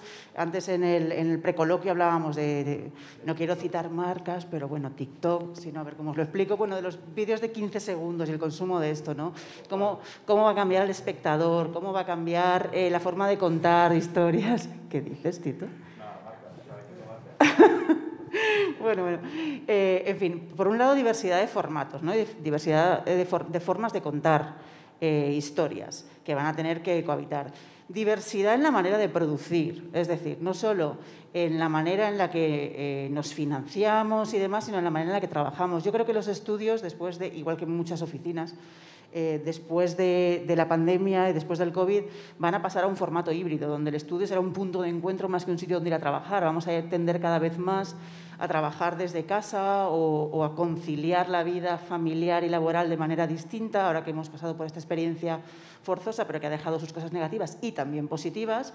Esto nos va a permitir incluir más diversidad de talento dentro de nuestras producciones, es decir, ahora hay gente que puede estar viviendo en Canadá, españoles, por ejemplo, que nos puede interesar que trabajen una temporada en nuestro proyecto y ya no hace falta que sean nómadas, como han sido durante mucho tiempo los animadores que van donde está la producción y terminan y se tienen que mudar, y cuando uno ya tiene una edad y funda una familia y tal, pues no le apetece arrastrar a su familia cada 2 años de lugar, ¿no? Por tanto, diversidad de aportación de artistas y de países y de coproducciones. Diversidad de mujeres, que no ha salido el tema, ya me extraña, porque siendo yo vocal de igualdad en Dibus, debería haberlo sacado yo. No, es verdad, quiero decir, nosotros en un estudio que publicamos en el libro blanco de la animación española que presentamos en la Academia de Cine, creo que fue pues justo antes de la pandemia, no sé, fue noviembre o diciembre de 2019, ya sacábamos los datos que las mujeres en la industria de la animación ocupan un 35% de la población laboral, ¿no? Que si lo comparamos con otros entornos más puramente tecnológicos, es un número bastante destacado. Estamos bien, vamos en la línea, nos falta para alcanzar ese 50-50, pero incluso todas estas cosas nos lo van a poner también más fácil, la capacidad de conciliar, de tal, ¿no? Y sobre todo porque yo tengo una gran esperanza, luego a lo mejor Emilio nos puede desvelar alguna cosa más de eso, en las estudiantes. Hay muchísimas estudiantes en las escuelas, muchas veces más del 50%, y eso tarde o temprano va a ir llegando también al mercado. Y eso va a aportar diversidad de miradas también a la hora de producir animación, que creo que es muy importante. Hibridación en los formatos. Blue y Malone es un caso perfecto de cómo se hibrida la acción real y la animación. Samuel también lo contaba, las películas eminentemente de acción real incluyen cada vez más animación, VFX, directores van pasando de un sitio a otro, directores de animación que hacen acción real, hacen documental, directores de acción real que pasan a animación. Yo creo que al final la animación se asentará como lo que es un medio de contar y no un género. Eso, si queréis, abrimos ese melón otro día. Con la animación, como lo estábamos comentando, se pueden contar muchas historias. No es un género en sí mismo. Hay animación dramática, hay animación de adultos, Exacto, animación infantil, comedia y aventura, esos son los géneros, si eso se cuenta igual de una manera o de otra, ¿no? Entonces yo creo que nos viene un tiempo muy interesante y el reto, que lo he guardado para el final, es cómo vamos a conseguir amortizar todo esto. Porque al final soy productora, soy la de los euros. Entonces, encontrar la financiación es muy difícil. Antes hablábamos de los inversores. Necesitamos atraer inversores. Para atraer inversores necesitamos enseñarles que este sector es rentable, pero con todo este nuevo mercado que se hable, con todas estas nuevas ventanas, nuevas tecnologías, nuevas formas de consumir, con las gafas de realidad virtual, hay formas de abaratar los productos o, digamos, de optimizarlos más que abaratarlos, porque estoy de acuerdo con lo que decía antes Bea. Abaratamos una parte del trabajo para poder invertir ese dinero en la otra y mejorar las otras, ¿no? Entonces, es una forma de optimizar más que de abaratar. Pero luego alguien nos tiene que comprar eso. Tenemos que ser capaces de ganar dinero y sobrevivir, no, vivir, quizá, igual estaría bien, no morir en el intento, como decía Abraham. Entonces, yo creo que el gran reto está ahí. ¿Cómo vamos a rentabilizar todo esto? Porque yo creo que todo lo que he contado hasta ahora, toda esta hibridación, toda esta diversidad, es algo súper positivo, que tendrá también sus aspectos menos positivos, pero es fundamentalmente positivo. Estamos bien posicionados para abordarlo y para sacarle partido, pero luego, ¿cómo ganamos un salario al final de mes, ¿no? ¿Cómo hacemos las televisiones, las distintas pantallas, las salas de exhibición, tal? ¿Cómo amortizamos todo eso? Cada vez hay más pequeños productores individuales de contenidos, Twitch, tal, no sé, surgen multitud de formatos de todo tipo, ¿no? Hay que seguir pudiendo vivir de esto, no vivir para esto, que nos gusta, pero... Yo además añadiría diversidad de públicos, porque la animación destinada al público adulto, o sea, las producciones realizadas en animación para el público adulto están teniendo una grandísima demanda, sobre todo por parte de las plataformas de streaming, que no las hemos mencionado en toda la tarde, y me parece increíble que nadie haya dicho Netflix en toda la tarde, la verdad. Hay un montón de proyectos españoles desarrollándose para este tipo de público y eso sí que, vamos, ya abre definitivamente el espectro de la animación española más allá de la intención preescolar que puede tener Televisión Española, porque es el público de Clan, incluso un poquito más de preescolar y más allá de la, voy a decir algo que igual no gusta, pero obsesión de ciertos animadores o directores de hacer su propio Pixar, ¿no? Que eso siempre pasa. Eso me parece un error enorme, porque lo que hay que hacer es tirar por tu camino, ¿sabes? Una de las cosas que decíamos en la película Truleca es que lo que tienes que hacer es luchar por tu camino y tirar por tu camino, aunque no sea el que gana más pasta ni el que sale más en los medios, ¿sabes? Efectivamente, una de las cosas que tú estás diciendo que me interesa mucho es que, gracias a Dios, también se está haciendo cine de animación para adultos, que también era una de las patas cojas de la mesa, que era el cine de animación es para niños. No, desde hace ya muchos años, gracias a Dios, podemos contar con un formato más para contar historias, ¿sabes? Ya sea la música, el teatro, tal, el cine de animación para adultos. Y eso es buenísimo. Y yo creo que está teniendo ahora mismo un gran empuje y un gran apoyo gracias a plataformas. Cine de animación documental, por ejemplo, que no se había visto hace tiempo. Exactamente. Bueno, y aparte que, bueno, en el entorno festivalero quizá no tanto para... Porque luego es verdad que la segmentación del público va en unas plataformas, otro tipo de ventanas, ¿no? Pero hace no demasiado tiempo hubieron Samui Road y Chris de Suisse en el mismo año en la quincena de semana de la crítica de Cannes. Documentales híbridos de animación, que era algo, como decías, en el mismo año, ¿no? Entonces, es verdad que el tema de lo de la animación para adultos y el defender lo de no son dibujos, es que es algo de dibujitos y tal, es un género, ni siquiera llega a ser un género en sí mismo porque se funde con todos los demás. Corto de animación, serie de animación, documental de animación, híbrido, ficción. No, es que lo que es una técnica. Es una técnica, realmente, claro. ¿no? Lo que no es un género, precisamente, es una técnica. Es una técnica porque, de hecho, luego está en todas las películas que hay. O sea, animación hay en todas las películas. O sea, no yo creo que... VFX lleva todo ya. Claro, o sea, es que es lo mismo. Una de las claves que habéis mencionado es eso, es diversidad. Yo creo que desde el punto de vista anímico, no en datos ni nada, sino simplemente lo que yo siento, es que lo que tenemos es que creérnoslo. ¿Pero en qué se traduce esto? Porque esto es como muy... No.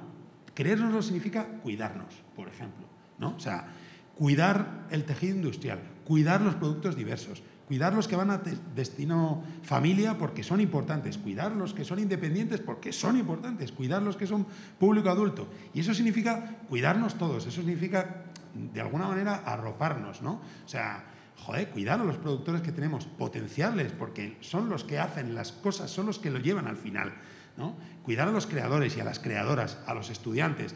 Cuidarnos significa, joder, o sea, luchar porque no haya que, o si se van y si quieren ir, fenomenal, pero muchas veces los problemas los tienen los que quieren volver. Yo quiero que vuelvan, sí, yo también quiero, pero me peleo con gente que hemos formado en SDIP Escuela de Arte, gente que hemos formado nosotros mismos, que se han ido y ahora queremos contar con ellos en producciones de aquí y es muy difícil. Es muy difícil por lo competitivo de los sueldos, por un montón de factores, ¿no?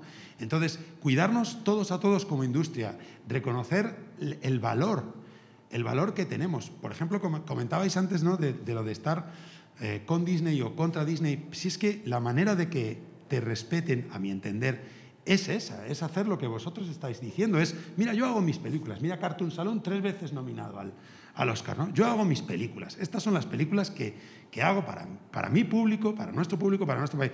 Ya está, y están funcionando, y hay que conseguir que funcionen. Igual que él, en Francia lo hace muy bien sacando sus propias franquicias, ¿no? Nosotros tenemos una IP, nosotros tenemos Blue Malone, igual que Tadeo Jones o igual que vosotros con Turu, ¿no? Y de la misma manera también hay franquicias e IPs para adultos, para cuidarlas, apoyarnos. O sea, quiero decir, eso significa creérnoslo.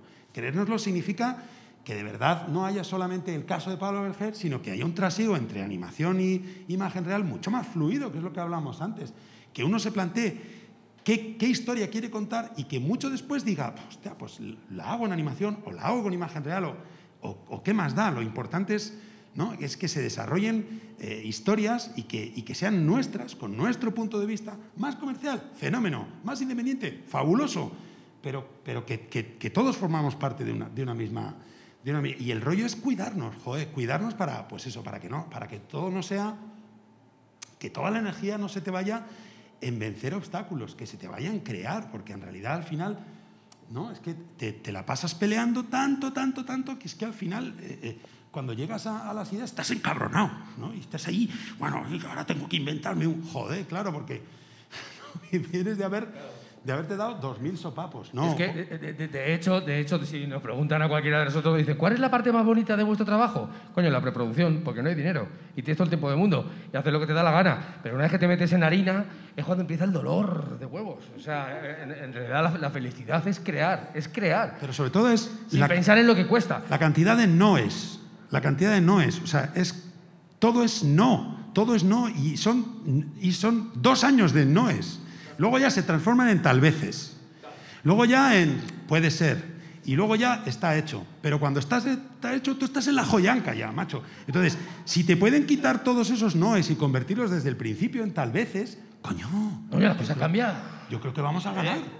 Yo creo que vamos a ganar salud, ¿no? Salud industrial, salud personal. Felicidad. Estoy muy con la salud, la verdad. No, por eso insisto un poco en apoyar la distribución, porque si apoyamos la distribución y salimos fuera y vamos a mercados como China o Estados Unidos y podemos enfrentarnos a las mayores, coño, igual hacemos pasta. Si hacemos pasta, podemos educar a los inversores privados para que... ¿Me calle ya? Podemos educar un poquitín a los inversores privados. No te calles. Claro. No, es educarles, enseñarles que se puede ganar dinero con esto. Y para eso hay que demostrarles que se puede ganar. No decirles, no, es que no hacemos... Es que, claro, no podemos luchar contra Pixar. ¿Cómo que no podemos? Claro que podemos. Claro que se puede. Y ahí está Tadeo Jones, ahí está Pocoyo, No, pero sí. Lo que hay que hacer es lo que... Cruz Delgado, si se lleva toda la vida luchando contra... Claro, sí. No, sí, vamos a pasar porque Vamos a ver, personas. crear.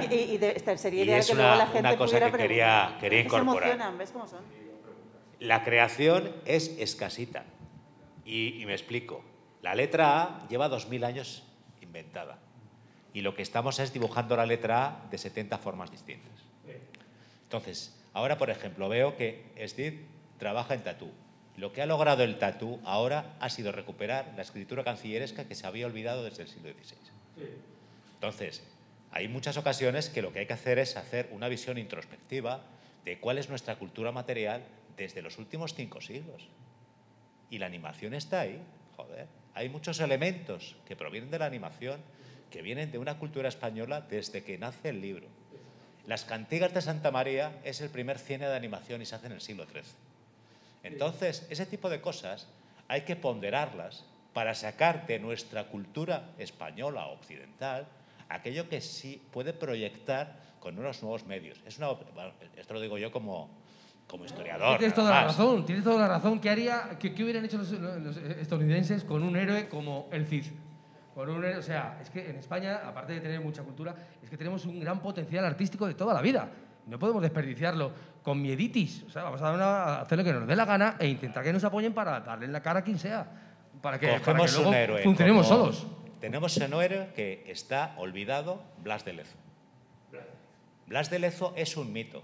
No, pero creo que hay un proyecto por ahí. Hay un proyecto, pero a lo que me refiero es que se manda una flota de 20.000 soldados, acuñan moneda que van a tomar Cartagena de Indias y Blas de Lezo les torea de mala manera y muere de peste en la propia Cartagena de Indias.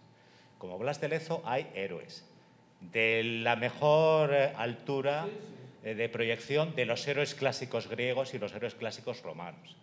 Y nosotros, como hemos sido un país cainita, que eso lo llevamos haciendo desde los últimos 200 años y se nos da estupendamente, estamos hundiendo todos nuestros mitos, porque no nos convienen a todos. Blas de Lezo se le castiga porque bombardeó Barcelona en 1698. Los otros porque pertenecen a una ideología distinta. Ahora he tenido que leer que el Ayuntamiento de Palma de Mallorca retira del Callejero a Churruca y Gravina y al Almirante Cervera porque son franquistas. Entonces, sí, tenemos todo el siglo de oro prácticamente sin tocar, ¿no? O sea, que además es el siglo de oro de los perdedores. Pero bueno, dicho esto, yo ya me voy a poner en mi papel de moderador, que no tenía que haber entrado aquí, porque yo creo que ya va siendo un momento para hacer una recapitulación general. Se han tocado muchos temas y yo creo que ahora podríamos hacer una pequeña reflexión, cada uno de vosotros, en qué hemos visto, qué deducimos, cuál es nuestra idea de hacia dónde vamos. Y si queréis, hacemos en el sentido de la mesa para que todos tengáis esa posibilidad. Y evidentemente dejaremos lo justo porque el público es soberano y yo creo que se le puede ocurrir muchísimas preguntas que puedan contestar los participantes. Alesia. Bueno, yo quería decir dos cosas. Una, bueno, comparto totalmente lo que se ha dicho aquí sobre la necesidad de convertir el sector en un negocio.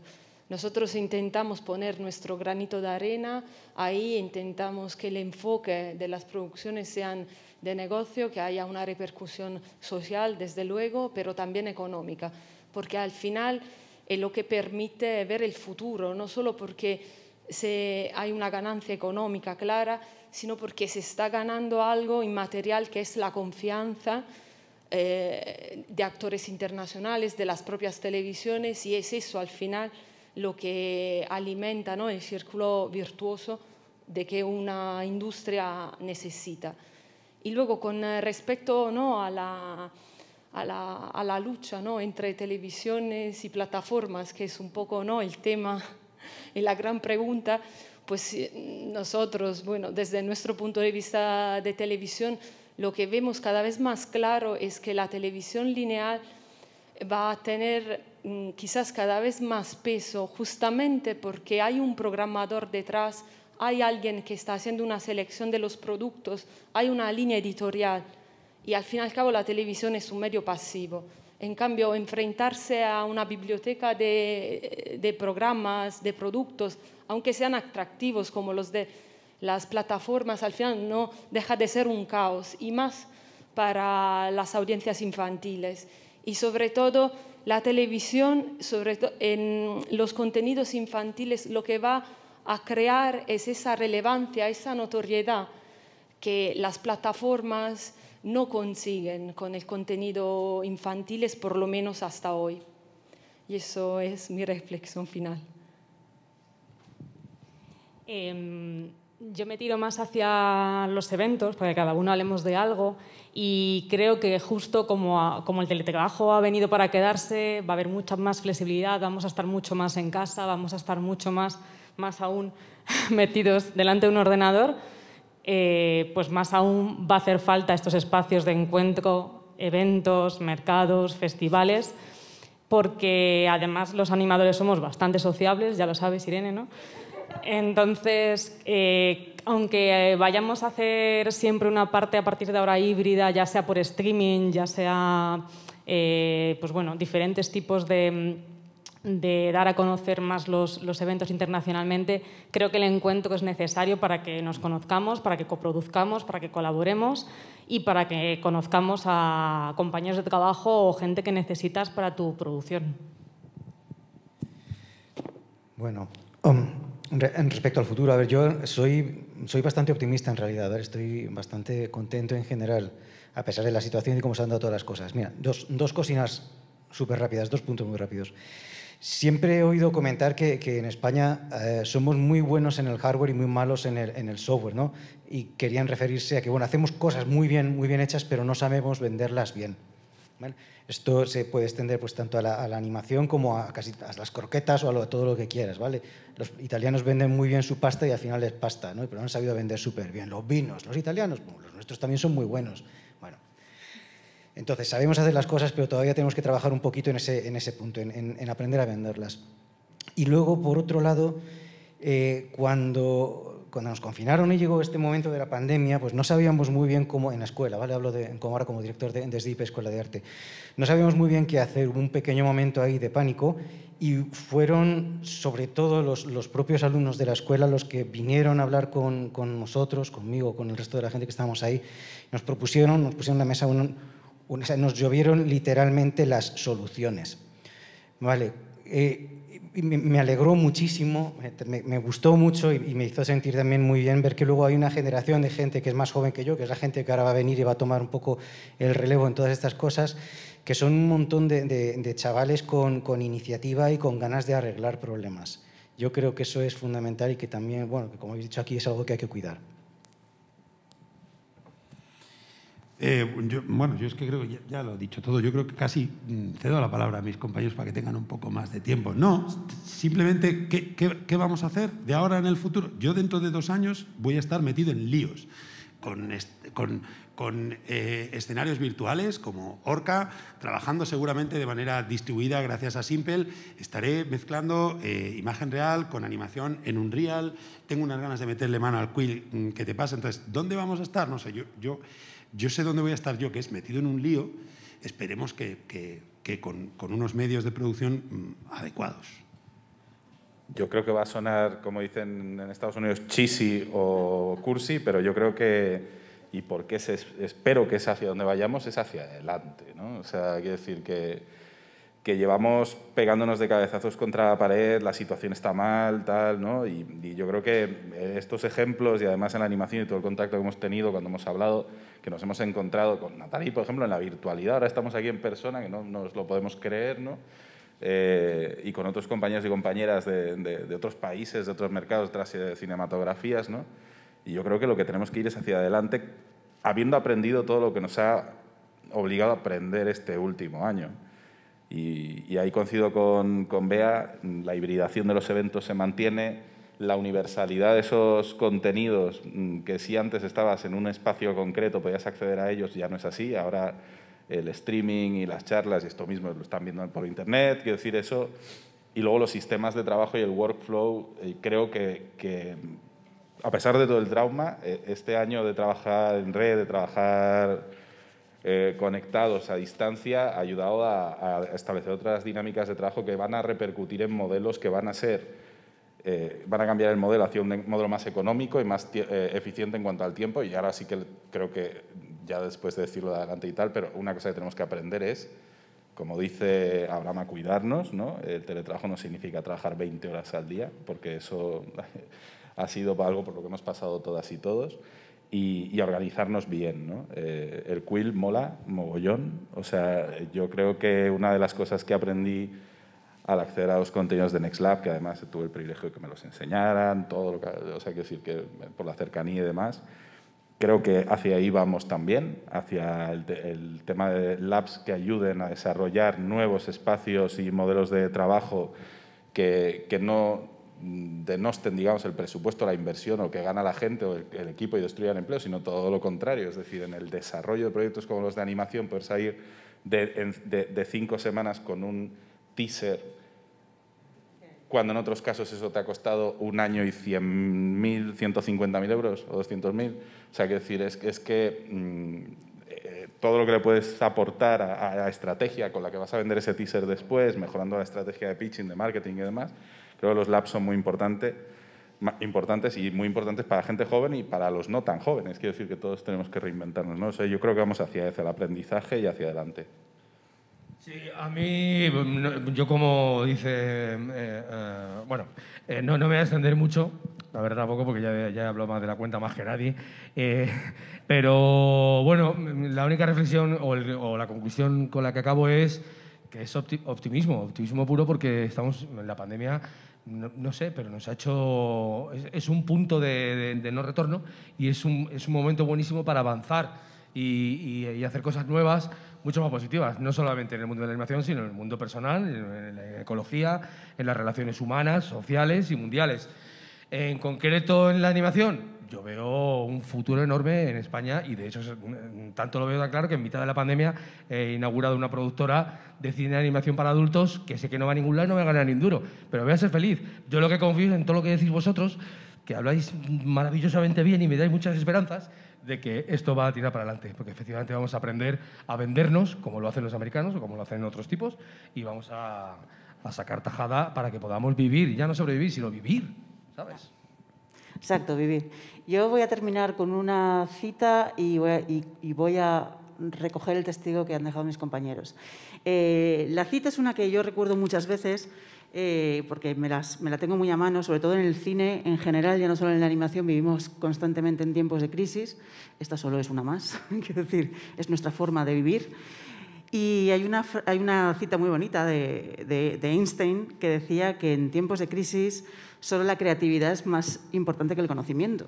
Yo creo que a la vista está que el conocimiento lo tenemos, a la vista está que la creatividad nos desborda. Nos faltan los inversores, sigo insistiendo, y un poquito de lo que decía Abraham, de creérnoslo, ¿no? Pero hay una cosa, y con esto recojo el testigo, yo creo, un poco de lo que ha sobrevolado la mesa en todo este tiempo, que es no perder nuestra esencia, no perder el duende. Para comercializar, para tener presencia, para que nuestros productos se vendan, para todo tenemos que seguir haciendo productos españoles. Y pongo un ejemplo muy sencillo, y yo creo que Pixelatel es un ejemplo perfecto de esto. Es como el mercado americano se mueve todo a México durante Pixelatel, primero por cercanía geográfica, pero también porque buscan ese talento, porque su sistema, a base de producir y producir y producir, está un poco exhausto. Y lo que buscan son nuevos contenidos que, como decía antes Abraham, cuando hablaba un poco de Blue Malone, creo que lo que buscabas es lo universal. Habla de conceptos universales, por eso hace 4 años planteaste algo que hoy sigue siendo vigente, porque son conceptos universales y vuelven y se repiten, ¿no? Entonces, ellos buscan esos conceptos universales contados desde la experiencia propia de artistas con su propia personalidad. Nuestro duende, nuestra esencia, no podemos perderla, porque eso es lo que nos va a garantizar poder vender, poder explotar, tener presencia, crear nuestra marca y estar cada vez mejor posicionados. Así que, señores inversores, bienvenidos. Bueno, yo quisiera un poco poner, digamos, mi aportación final, simplemente recordando pues, que para los próximos años lo que vamos a ver es también una explosión de talento joven, es decir, pues, insistiendo un poco en la idea de antes, es decir, hay muchísima gente pues, formándose en animación, hay muchísima gente realmente con muchísimas ganas. Actualmente las generaciones actuales utilizan, digamos, la tecnología de una forma muy intuitiva, incorporan rápidamente muchos procesos muy nuevos y yo creo que vamos a ver cosas incluso que no nos esperamos. Es decir, cuando se habla un poco de lo que estabais hablando un poco antes, es decir, van a convivir evidentemente todo tipo de creadores que van a seguir haciendo, pues, digamos, un poco contenidos digamos, para todo tipo de públicos, pero también van a haber gente que rompan por completo. Y eso eso también es un poco la esencia de digamos, lo que constituye un poco la seña de identidad española. Es decir, cuando pensamos en creadores, yo qué sé, pues la historia del cine, Buñuel, ¿qué caracteriza a Buñuel? ¿Por qué es español y al mismo tiempo es, digamos, tan particular? Bueno, pues porque realmente está aplicando su personalidad con su experiencia, con su memoria y digamos, con su talento. Y eso es un poco, cuando yo veo proyectos de gente joven actualmente haciendo cosas en animación, me parecen cosas absolutamente sorprendentes. Y creo que es un poco la clave, es decir, cómo el talento joven nos va a ayudar a todos, digamos, a las empresas que ya están consolidadas, digamos, a incorporar cosas sorprendentes para el mercado global. Es decir, cosas que nadie se espera, que son productos absolutamente basados en conceptos que nadie realmente se imaginó y es que tienen una esencia muy personal, realmente muy auténtica, que yo creo que es la clave un poco para encontrar nuestra propia esencia, ¿no?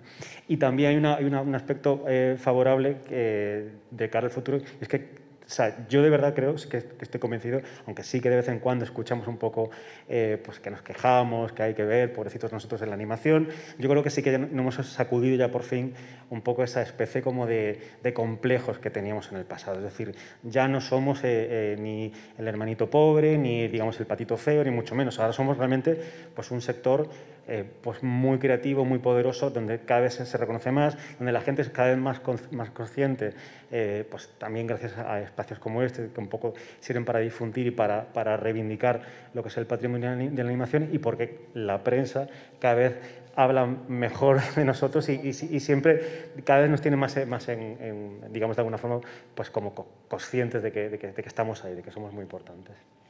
Yo solamente aspiro a dar buenas noticias. Creo que hay ahora mismo un buen ritmo de producción, de series, de largometrajes, también en desarrollo, y yo creo que vamos a tener un futuro bastante ilusionante, lleno de estrenos, y creo que las medidas que se han tomado pues, van en buen camino. Y solamente espero que todos los implicados, televisiones, inversores, plataformas, productores, pues que nadie eche balones fuera y que estemos todos a la altura. Yo creo que podemos dar por concluida esta mesa redonda. Desde mi punto de vista, y creo que a juicio de los participantes, ha sido una muy buena mesa redonda en que ha habido muchas interpretaciones, opiniones, proyectos, y solo queda agradecer a ustedes su presencia y confiar en que esto sea un año 1 más 1 más 1 más 1. Muchas gracias. Vamos a aplaudir, ¿no? Es el primer aplauso, ¿no? El primer aplauso.